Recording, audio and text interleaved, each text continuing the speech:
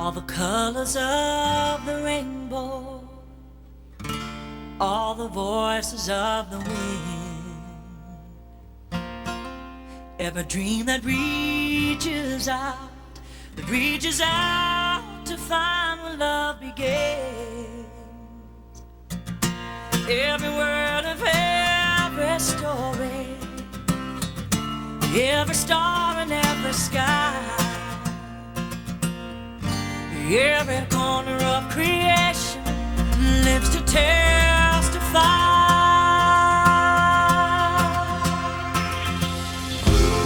For as long as I shall live, I will testify to love, be a witness in the silences where words are not enough. With every breath I take, we'll give thanks to God above. For as long as I shall live, I will testify to love.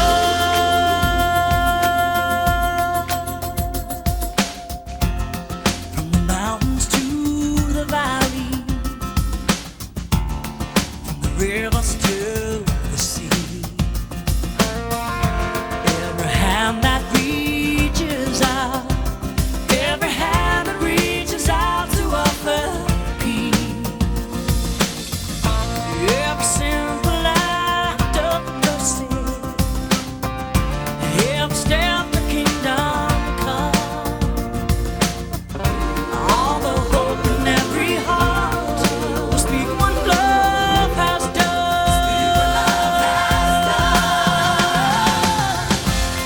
For as long as I shall live, I will testify to love. I'll be a witness in the silence, says the words are not enough. With every breath I take, I will give thanks to God above. For as long as I shall live, I will testify. I will testify to love. For as long as I shall live, I will testify to love. I'll be a witness in the silence, says the words are not enough. With every breath I take, I will give thanks to God above. For as long as I shall live, I will testify. For as long as I shall live, I will testify. I'll be a witness in the silence, words are not enough. With every breath I take, I will give thanks to God above. For as long as I shall live, I will testify. For as long as I shall live,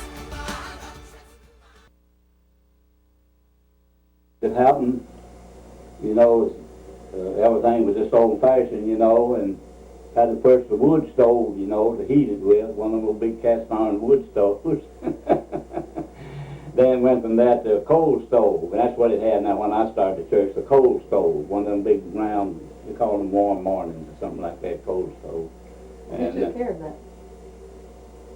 Well, this first one another.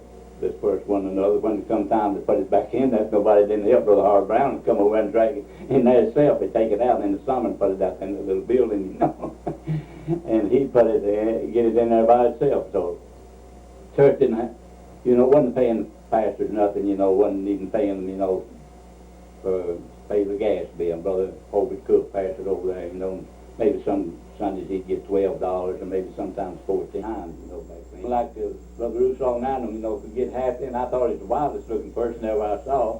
And he would get to shouting, he'd go up there, and then hit them, had two in the auditorium there in the old Weatherboard church, had two of them swinging kerosene lamps.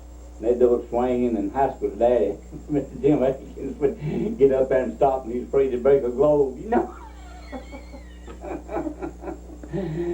Yeah, and Russo could really get happy and jump highest of anybody I ever seen. But there's always been some good people in Providence Church. Uncle Jim Atkins and Howard Brown would come over and build the fires early. Day like that, it said would smoke or chew with the tobacco.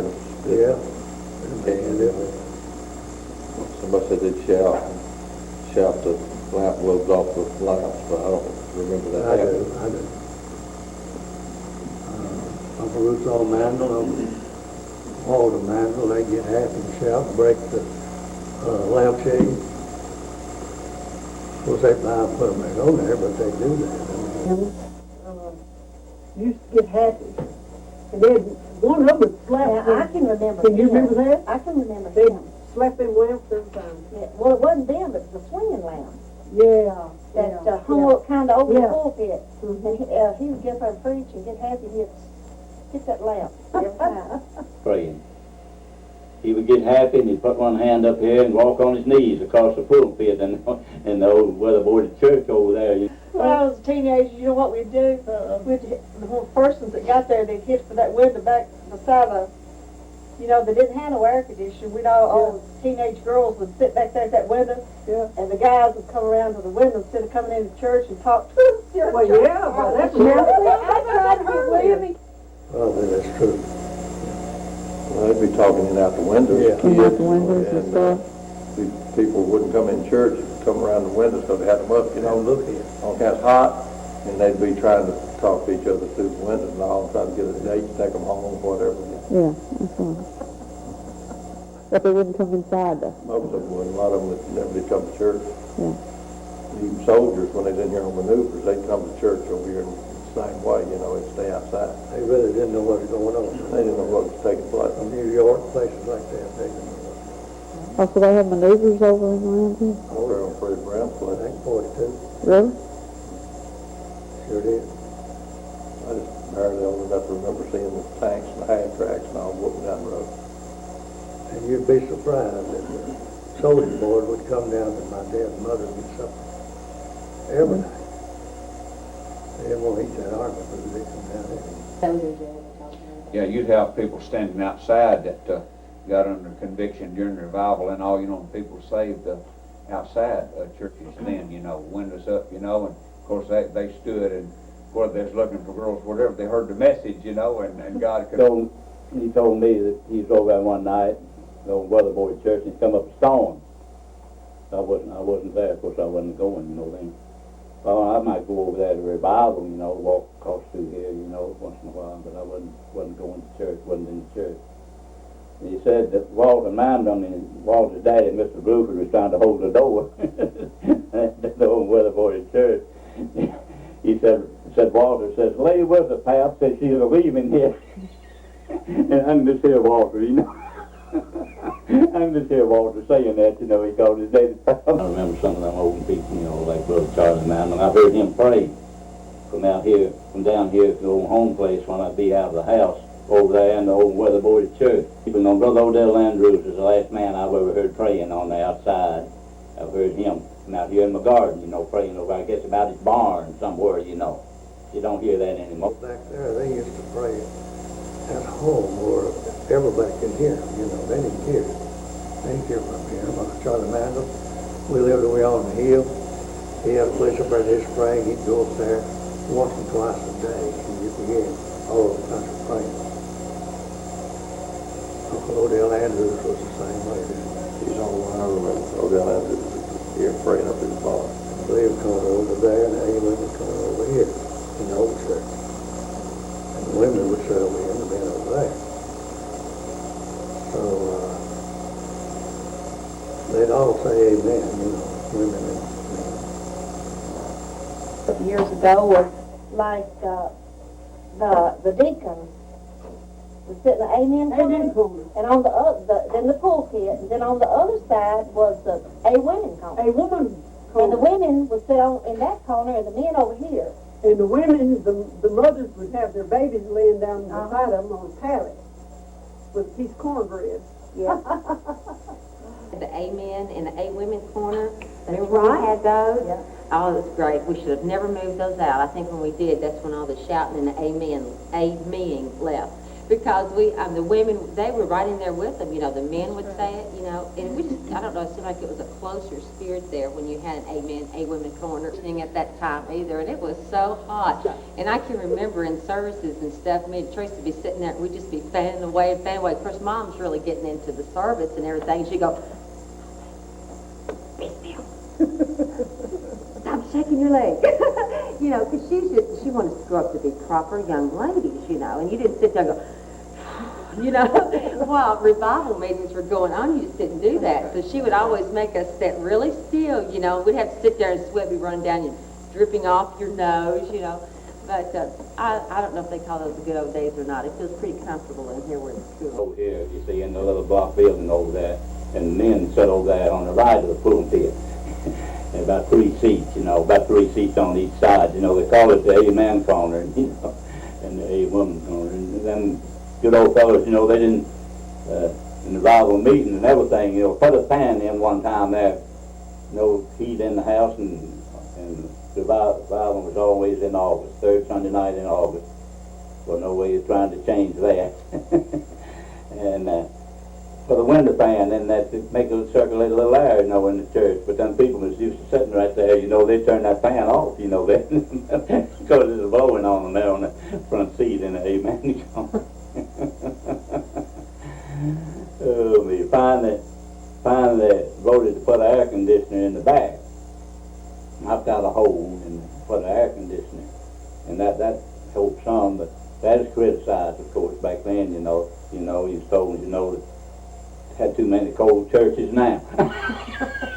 Revival services with the doors and the windows open and the nice cool breeze coming through at night. And you could hear the little crickets. Yeah, and I remember hearing people shout and rejoice. And I can remember Maydale. Maydale Bell. Oh, Yeah. she shouted and would just go all over the church. She just jumped up, just jump on the floor. And sometimes she'd even pass out on the she just passed out, maybe just taking this nice lay down. I used to go to Big Temples every time she would do that. Yeah. And Uncle Harv, he would just be standing over there like there wasn't anything going on. Yeah. And you'd just be standing and be quiet, and all of a sudden he just, I mean, he would just let out this big yell, right. And everybody carried it. I was just, you know.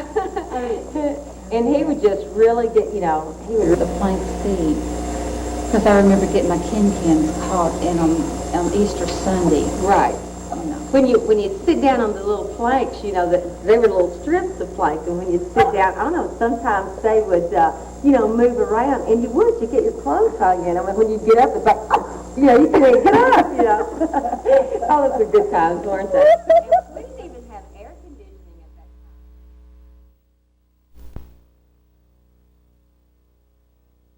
that time. Going to church. I don't know what anybody here has ever seen a log church. That was way before. Yeah, now it set out there on that little hill out here. And it was a Christian church. Yeah. It didn't have no windows in it, worse nothing, just a little square hole on each side. Yeah. And a log was took out the back of the preacher to give in there. Yeah. And it had a great long, I reckon they call it a stand. Is that what they call them now? Well, where the preacher stands, preaches from? Yeah, I mean, just a plank on top of 2 posts nearly as long as the stage. I guess that's pulpit-like, or? Yeah. Cemetery. He was one of the first charter members, and he'd come over after the Bible after I got into church, and he was always talking about it. He tried to encourage me a lot, you know, and he would refer back to that church. I wish I knew all the names of the 14, but I don't know all of them. But I know some of them. I know a few of them. And that's it would have been him, and been Brother Buck Stone, the first deacon. And the only deacon, you know, that there was then. And then it had been people like Brother Boney Mandel, Brother Charlie Mandel, Miss Lou Mandel, Brother Blue Mandel, Miss Jamie. Now that is some of the first members, but I don't have the names of them, you know. Do you know who the first pastor was? Yeah, got it wrote down. Brother Bill Burnley, W.D. Burnley. He's one who organized the church and was the first pastor. And now the church then got in the Mountain Union Association, united with the Mountain Union Association in 1903. And that's 6 years before I was born. And Brother Burnley helped organize the church, and then he was the first pastor, and he got $7.27 for his year's pastor. Oh my goodness.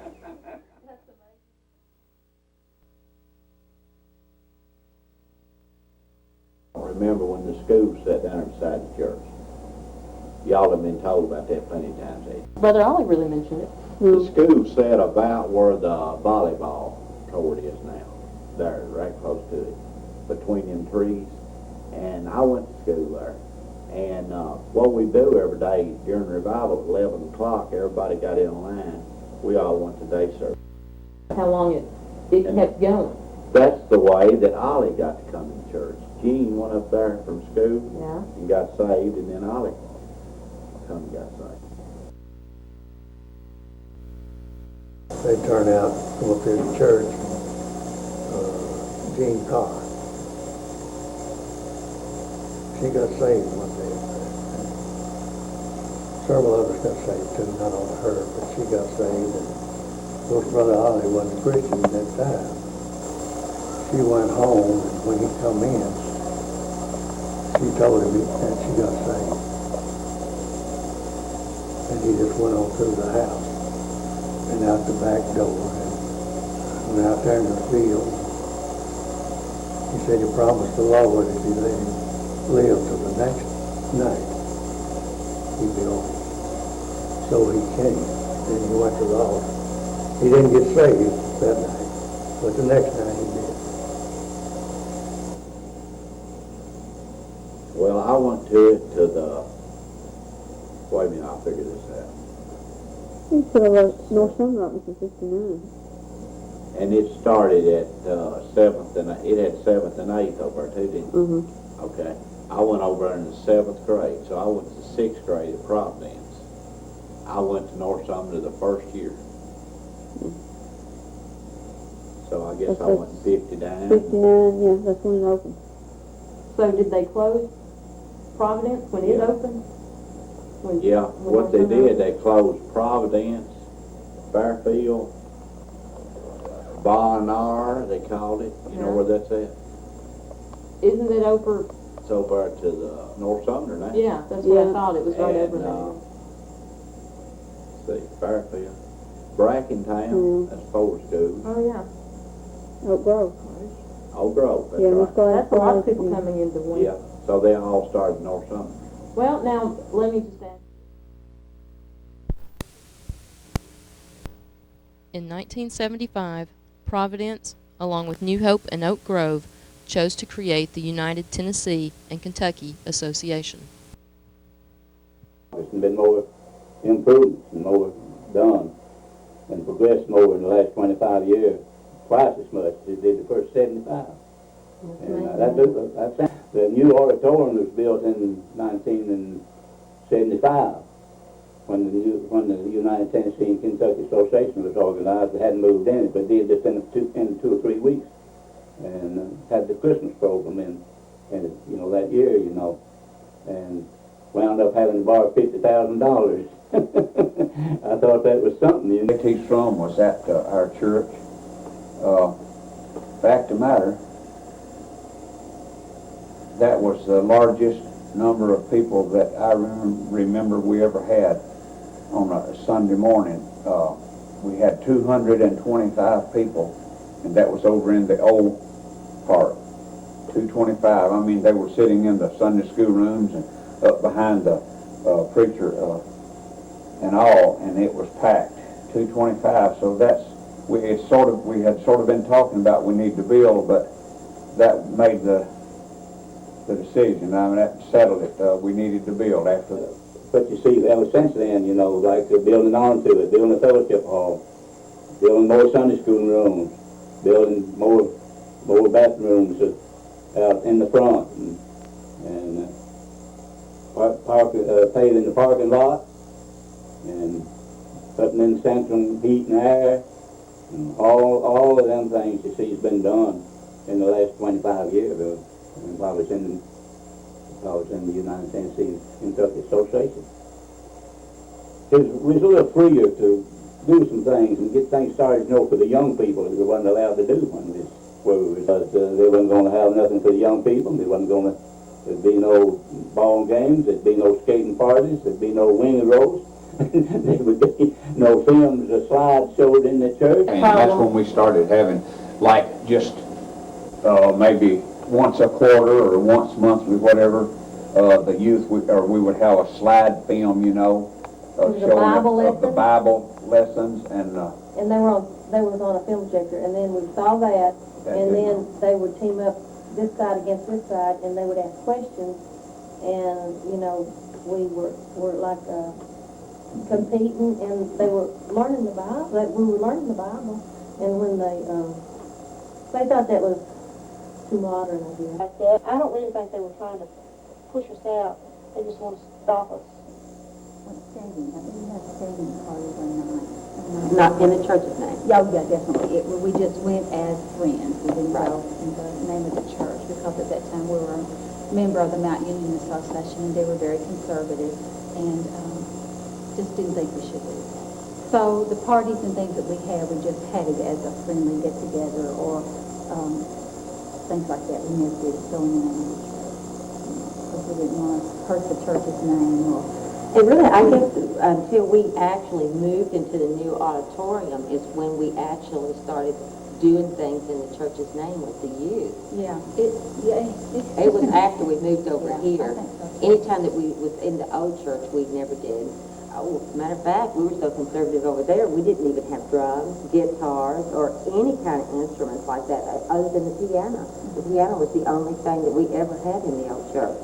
And just when we moved in the new church is when we got all the instruments. Yeah, and I'm so glad of that. Yeah, love the instruments. Time years ago, they didn't really like string instruments in the church.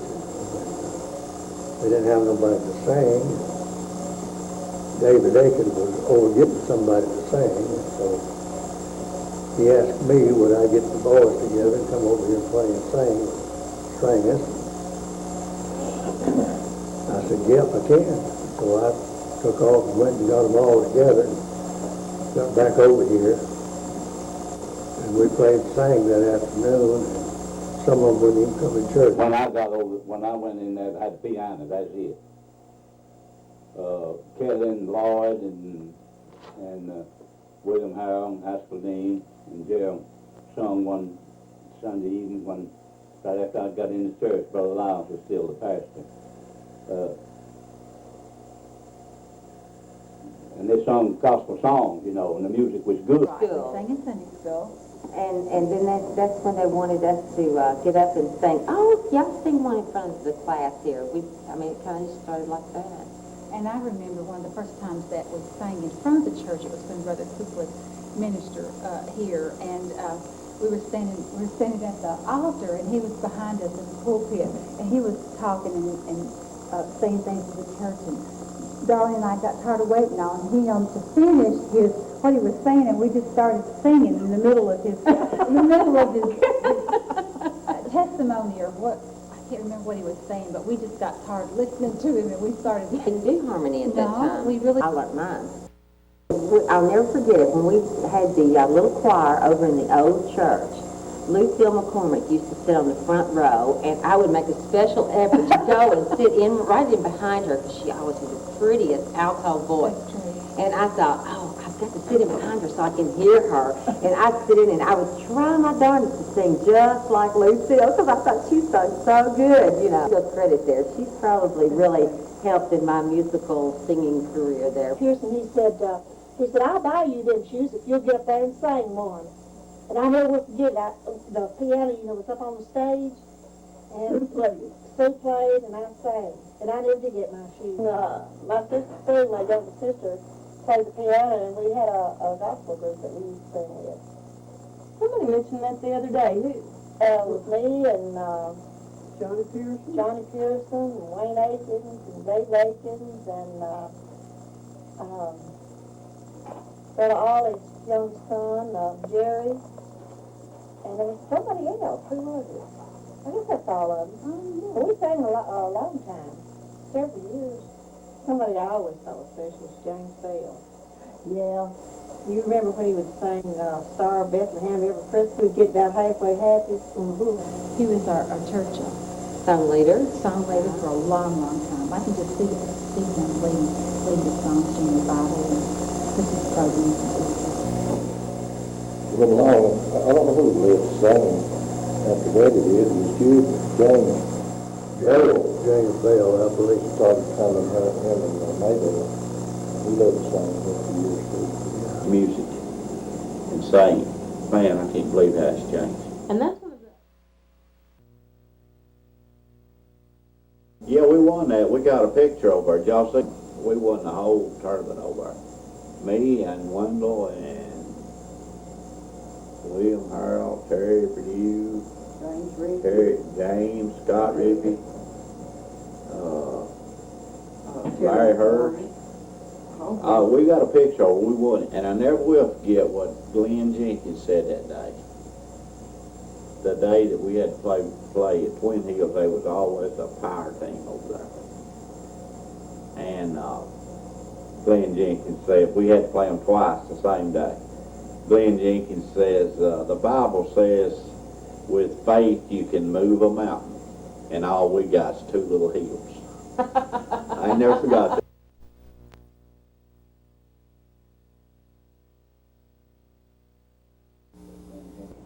I remember when we were having the tent revival.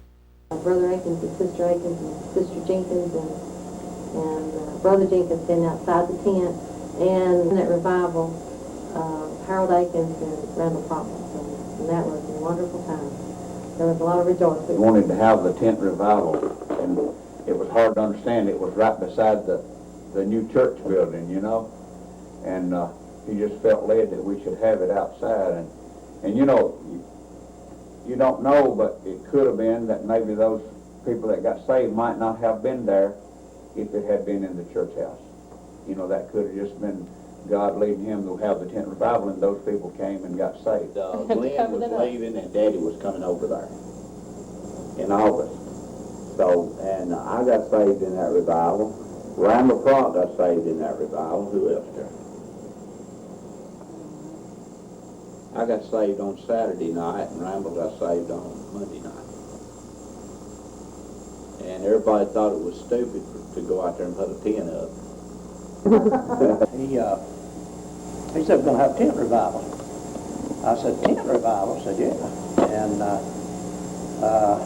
I said, you surely ain't going to have a tent revival in that new church sitting here. Just got done with the new church. I said, that new church sitting there ain't going to have a tent revival? I said, yeah, it's going to have a tent revival. Well, they put her up right there in that corner. And when he got set up, he said, well, now you're going to do the preaching. I said, no, I can't preach out here in this tent. I said, I guess the horse, I can't mark it. Oh, and you know what I do get horse. Harold got saved. Yeah. Randall got saved, and I don't know that many others. Yeah, that was good. See, Randall Pratt got saved, and Harold Akins, and I don't know who else. Had good revival.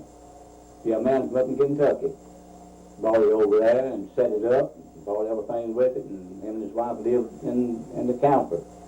And he looked after it and everything. This was really a good revival, and Brother Akins preached the revival. How long did it last? I believe it went on a little over a week. Best I remember, about a week and a half, I believe. He told me.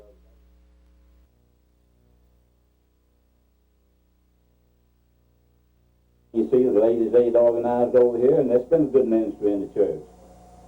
And one of my preaching friends told me he thought that's the work of the devil when that is done, you know. He wasn't used to see it over here, nothing like that. Wasn't a member over here, but he's a minister, you know. I said, they're not working for the devil, them women's not. I said, they carry food when people come home from the hospital, or they carry flowers, and they send cards and visit hospitals and nursing homes. I said, that's missionary work. I said, that ain't working for them. It's Sunday school. Now, I couldn't tell you when it was, the date or anything, but we had a card class, and I taught the card class. What age was that? Like kindergarten. Like Cullen, Yeah, it's that age. yeah. Now, I remember Rosemary was my teacher in the card class. Yeah. And she would always, for our birthdays and everything, she'd always put a quarter, take a quarter. For every special occasion, there'd be a quarter in your car, a little envelope that you had, little, you know, birthday card or whatever. Earl B. Sue, Annette's mother, she was our, when we were little bitty, beginners. Right, because it was called the card class. The card class, that's what it was called. You know, I still have some of those little cards in my cedar chest, those little things. I'll always hold those on. And it's my first little coloring book that we had in there. Yeah. You know, where we had to put those little bracket things in there, and their little legs moved and their little arms moved. Oh, I still got that. I sure do. It wouldn't take anything for that. But Sue taught us a whole lot about trying to be respectful for the church and for the things that God gave us. And anytime you were in a church building, to be, treated as a very sacred place. Not to run and, or to face church books, writing church books. And, Even our Bibles, she even taught us, to even hold your Bibles, and just turn the pages very carefully. This is very sacred. And she taught us a lot. Have to give her a lot. After that, we used to have cookouts. All the young people used to go over. We had cookouts and stuff over there. I only remember one time. I'm sure we had others, but I remember one time we were over there. It was the first time I'd ever been to a weenie roast or anything like that. It was just heaven. It was all these people we got to talk to and play with and visit. Play all these games. Play games. We played games. I've never got to do that. I mean, we played games at home, but not a big gathering like that, a picnic or a party like. What age are we talking about? Yeah, somewhere there at 10, 11, 12, somewhere there. And then Mama kind of took over with part of the youth. She was our Sunday school Sunday teacher when we were teenagers, 12, 13. Right. And Mama done a really good job. I've definitely she probably taught us the most about the Bible. Remember when we used to play that Bible baseball? Right, we played Bible First baseball. time I'd ever heard of that. And Mama made out the greatest questions. And I guess we probably learned so much about that because, Mama really gave us a harder time because we were her children, and she wouldn't call on us as much as she did everybody else. I know. Because we studied, because, Mom would give the questions out one Sunday, and then we'd study and would be ready for the next Sunday. And so I guess really that's how we learned a whole lot about the Bible. I was a child that we had, as far as of the youth, really, we would have memory verses. Like maybe once a month on Sunday night. Now, when I was small.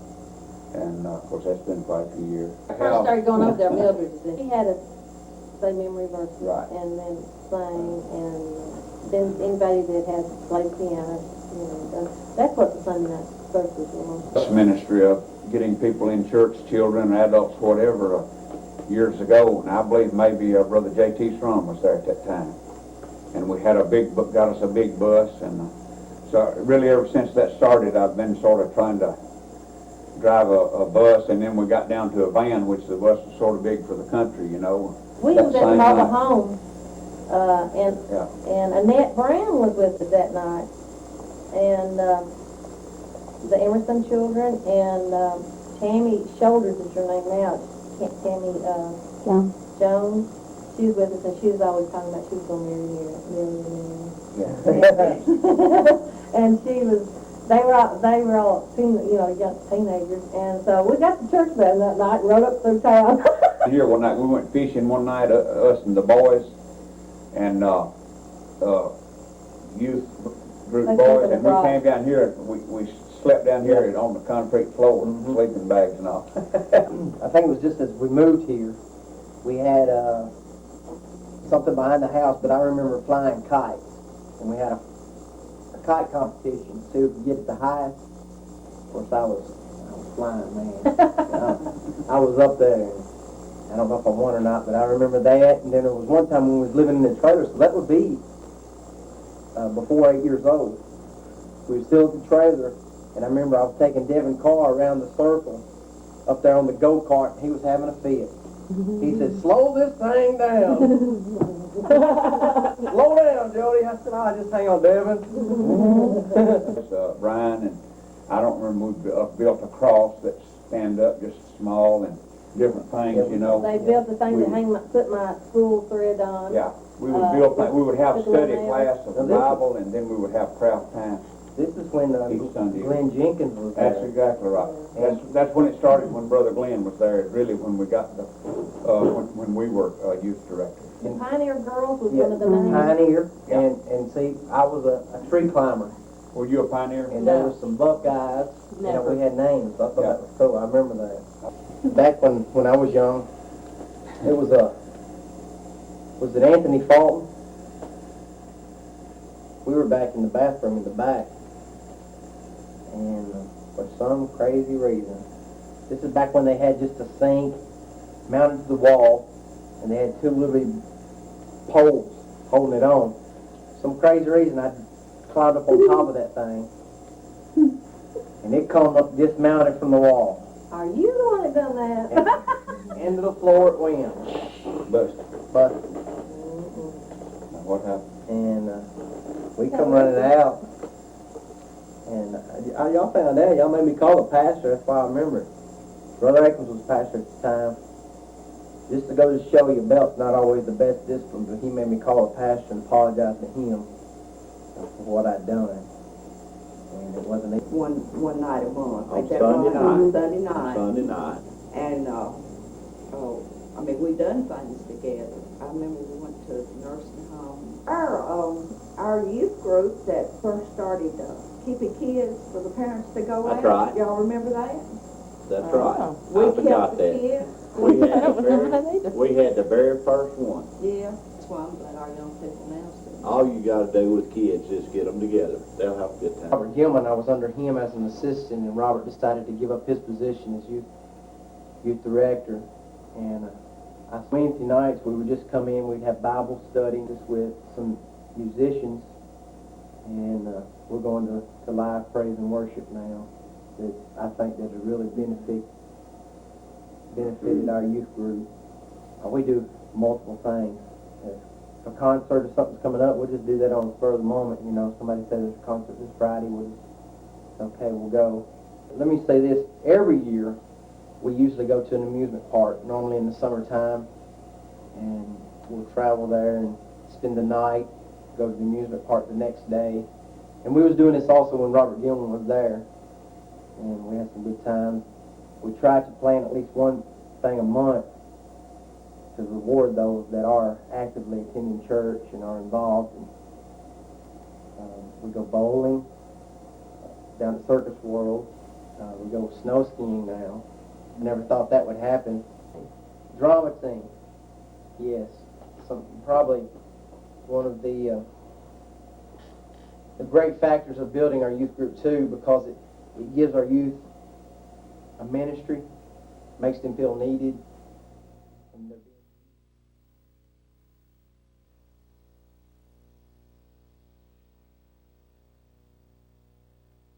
They actually do get to go in the church. I think they joined up and started doing things with New Hope and all the different churches in the area, and they started doing things together. And the church camps, Yeah. We've never had church camp before. We've never started having church camp until, seems like it might have been when we went into the other association.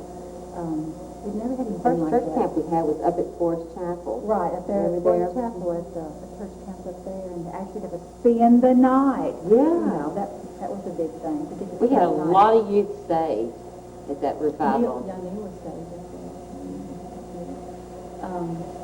And then after that church camp, they went to Nordexo, the one in Westmoreland. The first ones and Benita was always the counselor.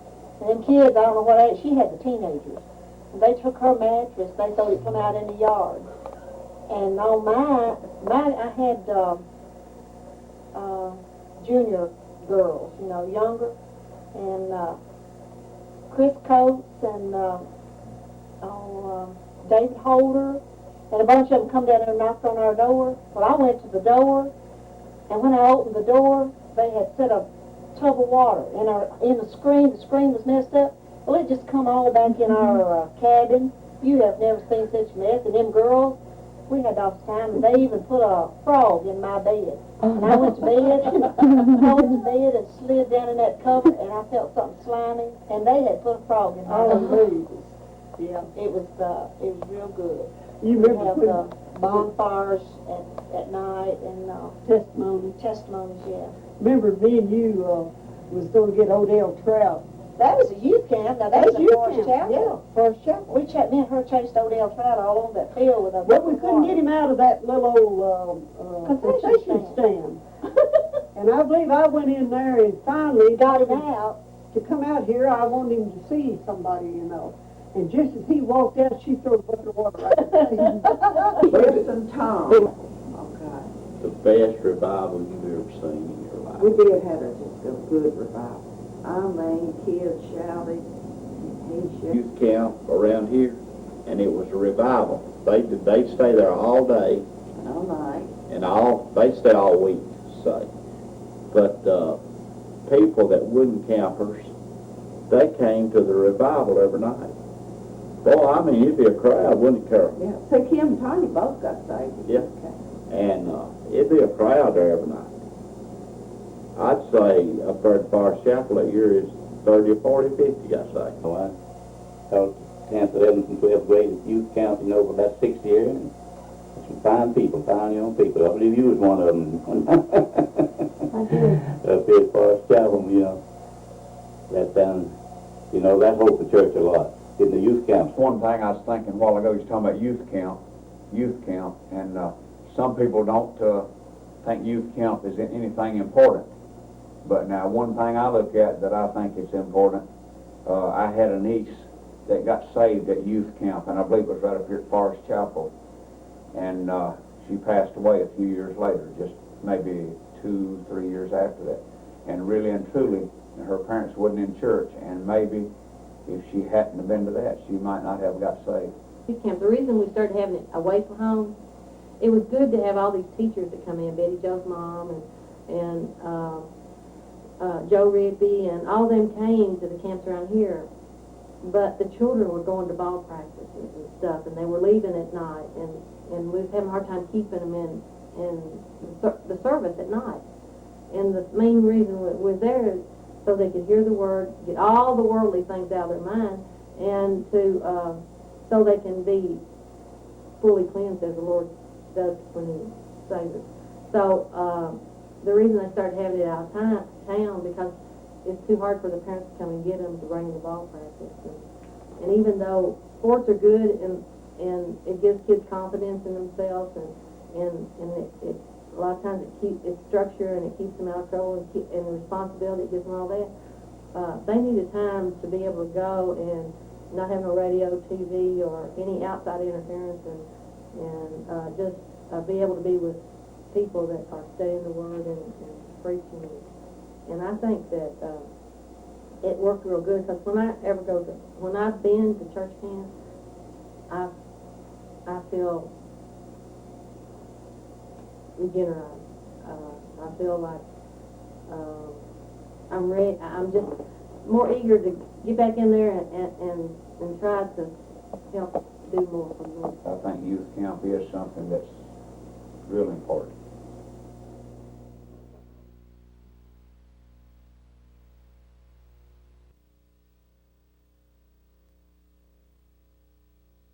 I believe they got wrote it down as pastor's church. So here's what I had wrote down. Ministers who pastored Providence General Baptist Church, W.D. Burner, he was the first one, then T.W. Jones, R.W. Russell, W. Lewis, J.R. Lewis, W.E. Jones, W.D. Meadow, T.S. Mandel, R.B. Carter, W.B. Carter, and Wise Eden, A.O. Collins, Andrew Brown, Albert Lyle, H.S. Jenkins, Hobart Cook, Alvin Gillum, Curtis Brown, Woodrow Griffin, Merlin Wicks, J.T. Strom, Hobart Eden, Glenn Deacon, Haskell Aiken, Larry Henry. Here, soon be 7 years. Tina and I had left Foundation Church, which is where I pastored for 4 years in Scottsville. We had discussed where to go, and we had visited around several places. And actually, we decided upon coming down here because Brother Akins was here. We respected him, and we both enjoyed his preaching and felt like it would be a good opportunity to sort of land until I got called somewhere else to pastor. I knew within my heart that, God was not finished with me in pastoring. I knew that I would be called to pastor somewhere. I never dreamed it would be here. I never will forget the Sunday morning that Brother Akins gave his notice that he was leaving. And I was seated about the third seat back, Tina and I. And, of course, the whole church was devastated, or at least saddened, when he announced it. And my thought was, my first thought was, you know, who is going to fill his shoes? And immediately, it was as if electricity just ran up my spine. And a voice, you know, in my head, I guess you'd say, it was not an audible voice for everyone, but a voice said, how are you going to fill those shoes? And I knew then that I would be the next pastor here. I did not tell anyone. I did not tell my wife. I did not, certainly did not tell any of the members of the church, nor the deacon board. And it was just a couple of weeks later till they called me in for my first interview. And I never will forget that.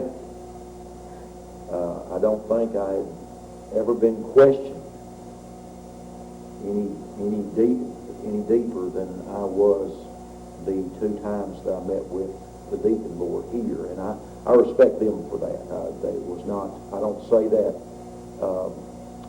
out of, you know, any disrespect to them, because I think that was a sign that they were trying to do God's business properly. And I think that. And again, I never told them what that I had experienced that Sunday morning. But after 2 interviews and a lot of talk and a lot of prayer, they asked me to be the pastor here. And I've been here almost 7 years about Children's Church. Wanda just came to my mind because Wanda had a love for children. She had a love for this church. Sister Wanda Rippey, Sister Sherry Harris, Sister Janita Brackett, them, I think, initially sort of got it underway. A little later, we did bring Brother Russell Carter in to sort of oversee the children's church. But yes, Sister Wanda, I think, I think she was the main goal. We started our early service on Sunday morning. First things we did, this is not really a program, but it's something that I feel like really benefited the church, was about the second year I was here, we were able to get county water piped to the church. Up until that time, we were on, there were a couple of wells that we were connected to, and it never failed. Revival time, singing, Vacation Bible School, we'd run out of water.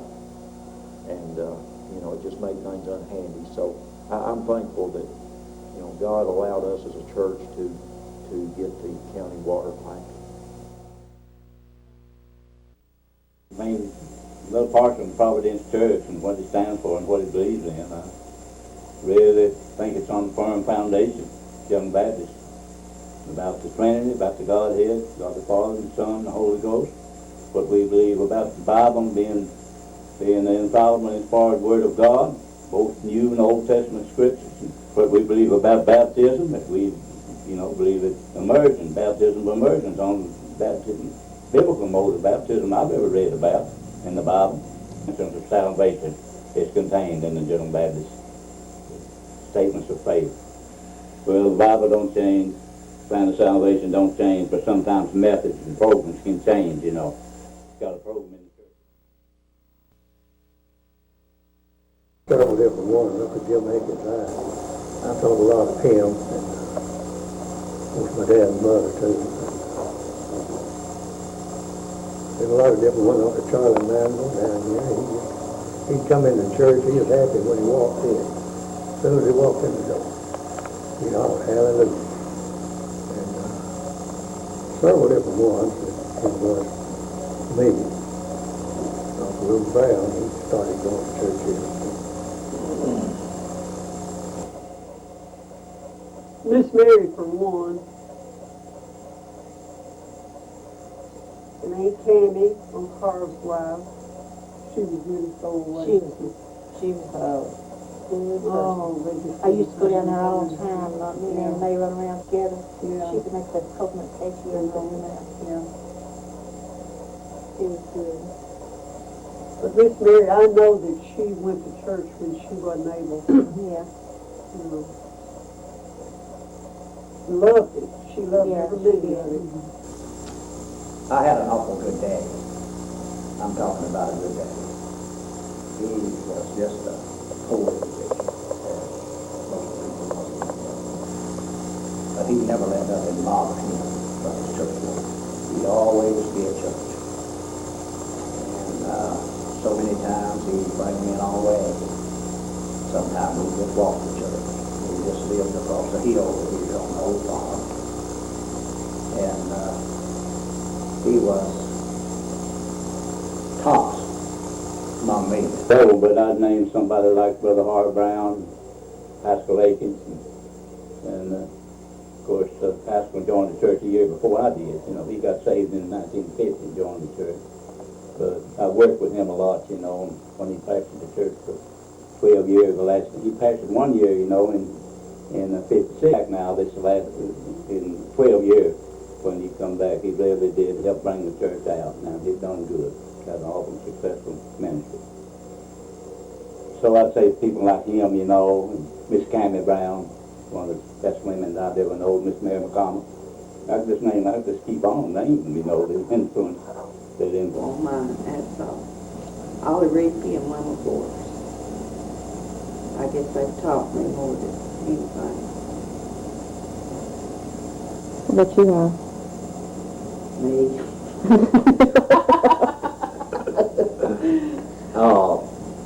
Miss Mary never did say nothing, but every time you went in, hey, she's sitting over in the corner of that seat. You know where she's sitting. Yeah.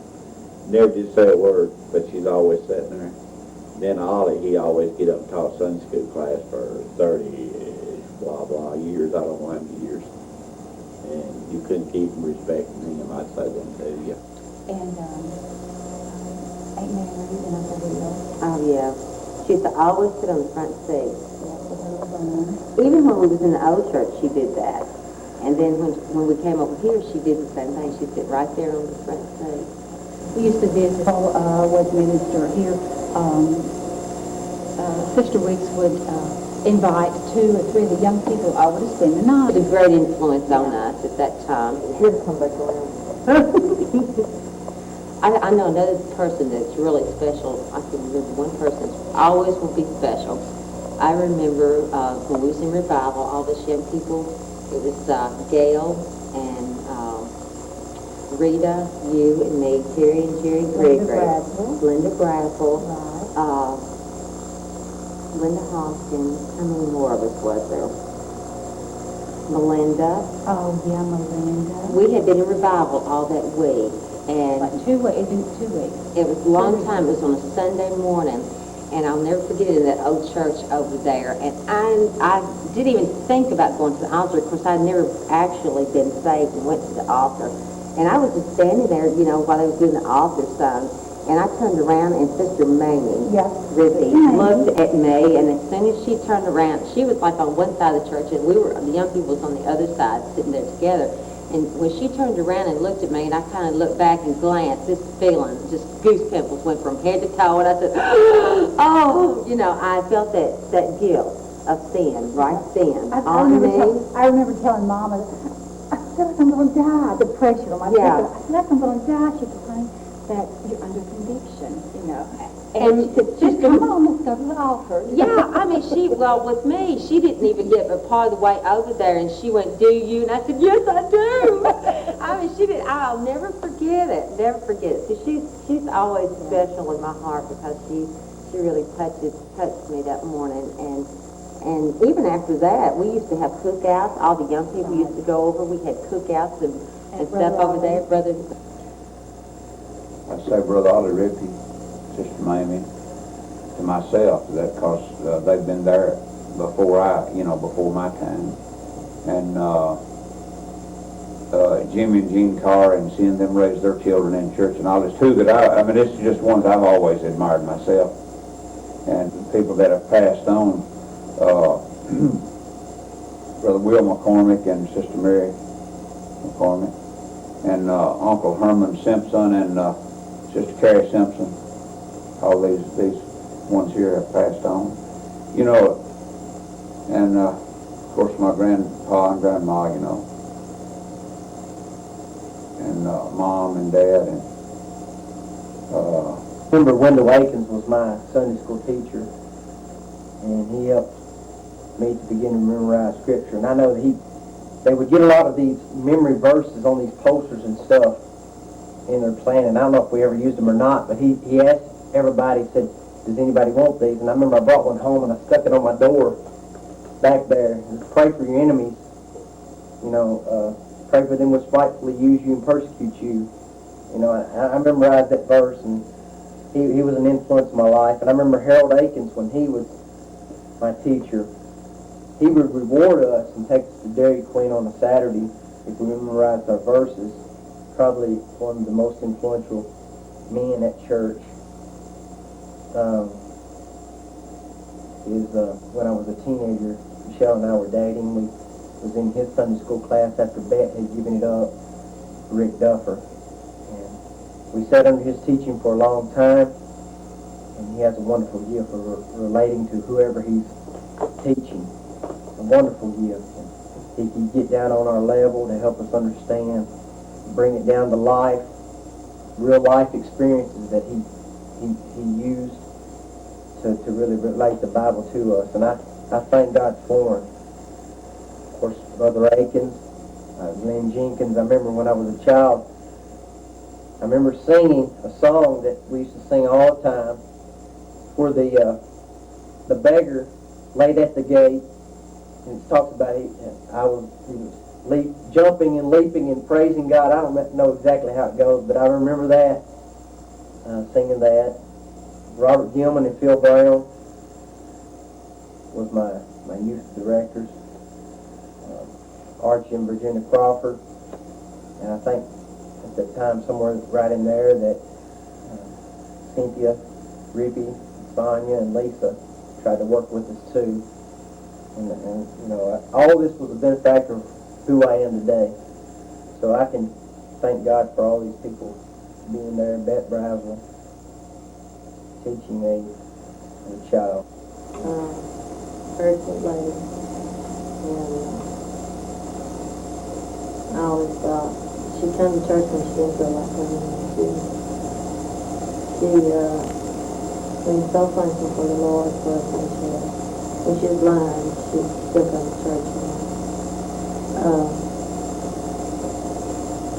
Miss Geraldine, she taught last week that I sit on with. And there's so many ladies at our church that I want to see. I admire. Yeah, Miss Jo, we missed her. She's really been with the inspiration too.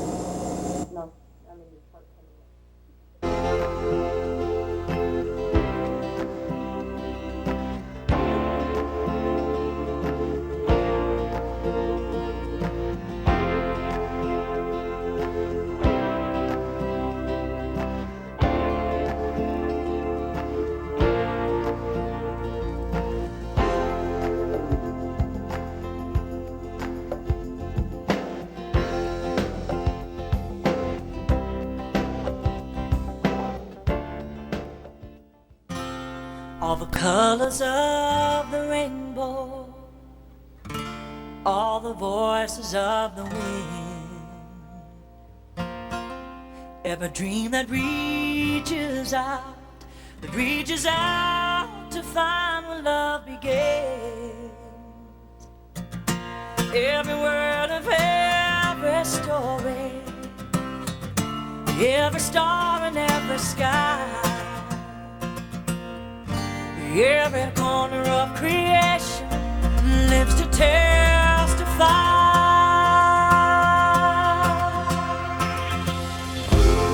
For as long as I shall live, I will testify the love, be a witness in the silences when words are not enough. With every breath I take, we'll give thanks to God above. For as long as I shall live, I will testify the love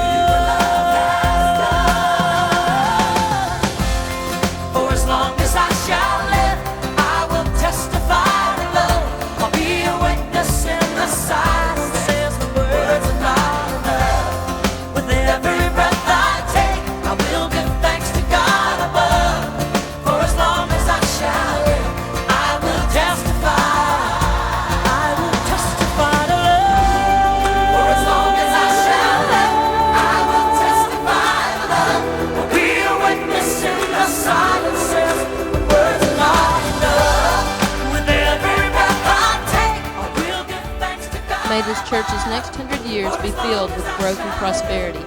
And may the people of Providence General Baptist Church always testify to the love of God.